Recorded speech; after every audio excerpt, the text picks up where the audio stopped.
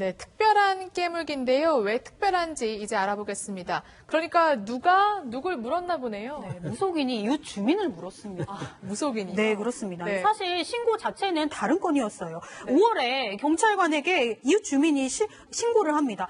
옆집에서 무속인이 꽹과리를 치는 등 소란이 너무 시끄럽다 그래서 경찰이 출동을 하게 되죠. 그 신고를 받은 사람은 20대 무속인이었는데요. 당일에 이제 자신이 신고를 받고 이제 경찰이 출동한 것을 보고 그 옆에서 뭔가 이웃 주민이 이렇게 대화를 하고 있는 걸 보자 평소에 약간 주민과 좀 불만이 있었던 것 같아요. 그러니까 갑자기 이 40대 주민의 오른팔을 덥석 입으로 이 무속인이 깨물어 버린 겁니다. 심지어 경찰관이 깜짝 놀라서 말리기도 했는데 이 경찰관의 오른팔도 물려고 하고요. 이웃의 가슴과 배를 걷어차기까지 했습니다. 그렇군요. 그러니까 평소 앙금이 쌓여있던 주민을 문 건데 경찰 조사에서는 이상한 얘기를 했다면서요. 20대 무속인 이상한 말 했습니다. 네. 개의 영혼이 들어와 있다. 그러니까 주민에게요? 이게 지금 이상한 생각을 하고 있는데 어떻든 간에 본인이 변명을 했는데 개의 영혼이 들어왔기 때문에 깨물었다. 근데 그분이 에이즈 환자다. 황당한 거죠.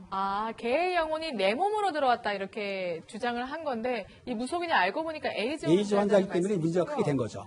그러면 그 무속인에게 물린 주민의 충격이 굉장히 컸을 것 같은데 뭐 에이즈에 감염되거나 그런 건 아니죠? 네, 천만다행으로 감염되진 않았다고 합니다. 사실 그냥 사람을 문 경우도 그냥 깜짝 놀라기 마련이지만 알고 보니까 그 에이즈 감염인인 그 무속인이 물었고 만약에 뭐 피가 나는 상황이었다면 조금 불안했을 수도 있는데요. 구체적으로 검사를 했지만 감염되지는 않았던 것으로 확인됐고요.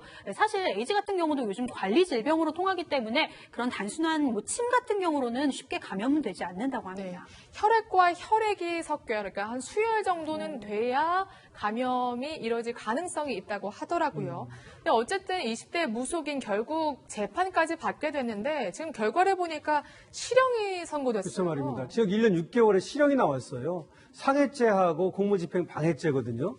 재판부에서 얘기하기를 범행의 위험성이 컸다라고 얘기를 하고 있고요. 그다음에 이 피해자의 어떤 충격이 컸을 것이다. 그래서 엄벌의 처에 마땅하다 이렇게 얘기를 했습니다.